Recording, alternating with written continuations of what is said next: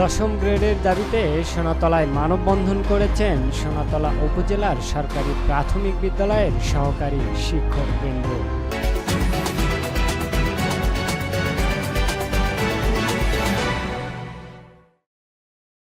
24 September মঙ্গলবার বিকেলে বৈষম্য দূর করে সরকারি প্রাথমিক বিদ্যালয়ের সহকারী শিক্ষকদের দশম গ্রেড দাবিতে উপজেলা পরিষদ চত্বরে এই কর্মসূচি পালিত হয়। মানববন্ধন কর্মসূচিতে বক্তব্য রাখেন সরকারি প্রাথমিক বিদ্যালয়ের সহকারী শিক্ষক বাদশা মিয়া, সলিম উদ্দিন, নিপুণ চন্দ্র মহন্ত, আয়েশা সিদ্দিকা, সিদ্দিকুর রহমান সহ সহকারী শিক্ষকগণ। মানববন্ধনে উপজেলার বিভিন্ন সরকারি প্রাথমিক বিদ্যালয়ের সহকারী শিক্ষকেরা অংশগ্রহণ করেন। পরে একই দাবিতে উপজেলা নির্বাহী অফিসারের নিকট প্রাথমিক ও গণশিক্ষা উপদেষ্টা বরাবর স্মারকলিপি প্রদান করেন শিক্ষক নেতৃবৃন্দ।